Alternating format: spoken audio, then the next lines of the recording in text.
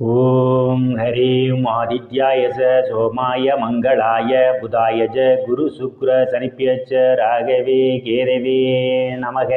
உலகை கட்டி காக்கும் பரமேஸ்வரன் பார்வதியின் திருவருளால் அனைவரும் நலமுடன் வாழ இந்த எல்லாம் வல்ல இறைவனை வணங்கி நேயரில் அனைவருக்கும் எனது அன்பான வணக்கங்களை தெரிவித்துக் கொள்கின்றேன். இன்றைய பதிவிலே நாம் பார்க்க இருப்பது பங்குனி மாதத்திற்கான ராசி பலன்கள். இதில் கிரகங்களின் நிலைகளை பற்றி பார்க்கலாம். பங்குனி மாதம் 1ஆம் தேதி வாக்கிய பஞ்சாங்கத்தின்படி கிரகங்களுடைய நிலைகள். மேச ராசியிலே குரு பகவான் அமர்ந்திருக்கிறார். கன்னி ராசியிலே கேது பகவான் அமர்ந்திருக்கிறார். கும்ப ராசியிலே சனி பகவான், சுக்கிர பகவான், செவ்வாய் பகவான் அமர்ந்திருக்கிறார்கள். மீன ராசியிலே சூரிய பகவான், புதன் பகவான், ராகு பகவான் அமர்ந்திருக்கிறார்கள். பங்குனி மாதம் 19ஆம் தேதி சுக்கிர பகவான் கும்ப ராசியிலிருந்து மீன ராசிக்கு இடப்பெயர்ச்சி ஆகிறார். நான் கூறக்கூடிய பலன்கள் அனைத்தும் வாக்கிய பஞ்சாங்கத்தின்படி கோச்சார ரீதியான உலக மக்கள் அனைவருக்குமான பொது பலன்கள். ஒரு தனிப்பட்ட நபரின் பலன்களை துல்லியமாக தெரிந்து கொள்ள வேண்டுமென்றால் உங்களுடைய சுய சாதகத்தில் கிரகங்கள் இருந்த நிலைமையும் தற்போது நடக்கக்கூடிய தசாபுத்தியும் கணக்கில் எடுத்துக்கொண்டு பலன்கள் எடுக்கும் போதுதான் துல்லியமான பலன்களை எடுக்க முடியும். உங்களுக்கு துல்லியமான பலன்கள் தெரிந்து கொள்ள விரும்பினால் உங்களுடைய பிறந்த தேதி, நேரம், பிறந்த ஊர் ஆகியவற்றை எனது வாட்ஸ்அப் எண்ணிற்கு அனுப்பி வைத்து பலன்களை தெரிந்து கொள்ளலாம். உரிய கட்டணம் செலுத்தி வாருங்கள் ராசிக்குள் போகலாம். விருச்சிக ராசி. ராசியிலே எந்தவித கிரகங்களும் இல்லை. ராசியை சனி பகவான் பார்வையிடுகிறார். சனியினுடைய பார்வை ராசியிலே விழுவதால் உங்களுடைய செயல்பாடுகளில் வேகம் குறைந்திருக்கும். ஒரு மந்த நிலை ஏற்படும். தனங்குடும்ப வாக்கு ஸ்தானத்திலே எந்தவித கிரகங்களும் இல்லை. தனங்குடும்ப வாக்கு ஸ்தானத்தை குரு பகவான் பார்வையிடுகிறார். பொருளாதாரம் மேம்படக்கூடிய மாதம் இந்த மாதம். நீங்கள் எதிர்பார்த்து கொண்டிருந்த இடங்களில் இருந்தெல்லாம் பண வரவுகள் கிடைப்பதற்கான வாய்ப்புகள் உண்டு. சாதுரியமான பேச்சு திறமையால் எதையும் எளிதில் சாதித்து விடுவீர்கள். உங்களை சுற்றி உள்ளவர்கள் உங்கள் பேச்சுக்கு மதிப்பும் மரியாதையும் கொடுப்பார்கள். தங்க வெள்ளி ஆடை ஆபரணங்கள் வாங்க நினைப்பவர்கள் ஆசைகளெல்லாம் பூர்த்தியாகும். குடும்ப உறுப்பினர்களே ஒற்றுமை நிலவக்கூடிய மாதம் இந்த மாதம்.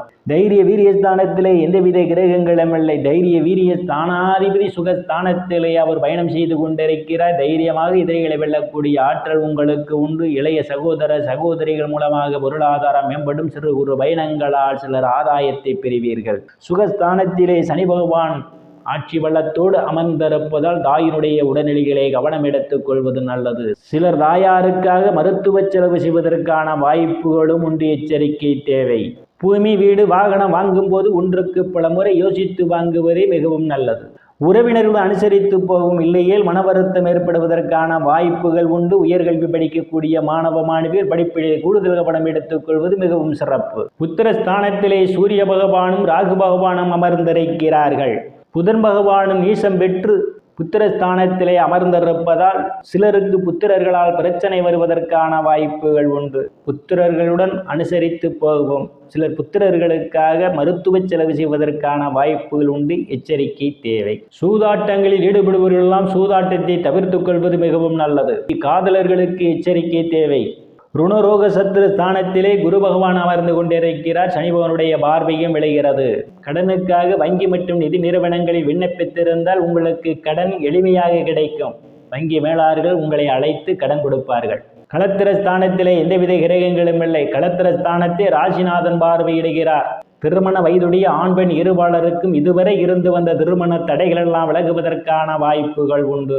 வேலை விஷயமாகவும் கருத்து வேறுபாடு காரணமாகவும் பிரிந்த தம்பதிகள் எல்லாம் ஒன்று சேர்வதற்கான வாய்ப்புகளும் உண்டு. பங்காளிகளுடன் இதுவரை இருந்து வந்த பிரச்சனைகள் தீர்ந்து ஒரு சுமூகமான ஒரு சூழல் ஏற்படும். கூட்டு தொழில் செய்பவர்களுக்கு கூட்டுத்தொழில் மிகவும் சிறப்பாக இருக்கும். அஷ்டமஸ்தானத்திலே எந்தவித கிரகங்களும் இல்லை. அஷ்டமஸ்தானாதிபதி புதன் பகவான் புத்திரஸ்தானத்திலே பயணம் செய்து கொண்டிருக்கின்றார். தேவையில்லாமல் அடுத்தவர் பிரச்சனைகள் தலையிடுவதை தவிர்த்துக் கொள்வதே மிகவும் சிறப்பு. பாக்கியஸ்தானத்திலே எந்தவித கிரகங்களும் இல்லை. பாக்கியஸ்தானாதிபதி சந்திர பகவான் இம்மாதத்தினுடைய தொடக்கத்திலே ருணரோக சத்துரு ஸ்தானத்திலே பயணம் செய்து கொண்டிருக்கின்றார். தந்தையுடன் அனுசரித்து போவது நல்லது. தந்தையின் உடல்நிலையிலே கவனம் எடுத்துக் கொள்வது மிகவும் நல்லது. முயற்சி ஸ்தானத்திலே எந்தவித கிரகங்களும் இல்லை. முயற்சி ஸ்தானாதிபதி சூரிய பகவான் புத்திரஸ்தானத்திலே இம்மாதம் பயணம் செய்து கொண்டிருப்பதும் முயற்சி ஸ்தானத்தை குரு பகவான் பார்வையிடுவதாலும் வேலை தடுப்பவர்களுக்கெல்லாம் அவரவர் தகுதிக்கேற்றவாறு வேலைகள் கிடைப்பதற்கான வாய்ப்புகள் உண்டு. ஏற்கனவே பணியில் இருப்பவர்களுக்கு பதவி உயர்வு, பாராட்டு கிடைப்பதற்கான வாய்ப்புகளும் உண்டு. அரசியல்வாதிகளுக்கு அரசியலில் நல்ல முன்னேற்றமும் உயர் பொறுப்புகளும் தேடி வரும். லாபஸ்தானத்திலே கேது பகவான் அமர்ந்து கொண்டிருப்பதும் லாபஸ்தானத்தை ராசிநாதன் பார்வையிடுவதாலும் மூத்த சகோதர சகோதரிகள் மூலமாக சிலருக்கு பொருளாதாரம் மேம்படும். நண்பர்கள் உங்களுக்கு பக்க பலமாக இருப்பார்கள். ஆனால் மூத்த சகோதர சகோதரின் உடல்நிலையிலே கவனம் எடுத்துக் கொள்வது மிகவும் நல்லது.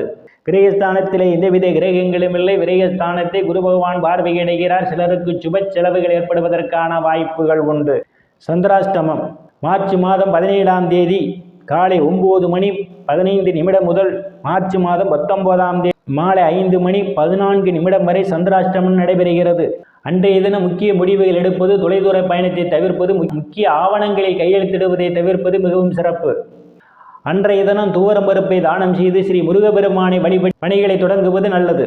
பரிகாரம்: விருச்சிக ராசிக்காரர்கள் வெள்ளிக்கிழமை துர்க்கை அம்மனுக்கு நெய்விளக்கு தீபம் ஏற்றி வழிபடுவதால் உங்களுக்கு ஏற்படக்கூடிய காரிய தடைகள் அனைத்தும் விலகி பொருளாதாரம் மேம்படும். விருச்சிக ராசிக்காரர்கள் இறைவனுடைய திருவருளால் அனைத்து செல்வச் செழிப்பும் பெற்று சிறப்புடன் வாழ அந்த எல்லாம் வல்ல இறைவனை வணங்கி நேயர்களை மீண்டும் அடுத்த பதிவில் சந்திக்கும் வரை விடைபெறுவது ஜோதிடர் ராமன். நன்றி, வணக்கம்.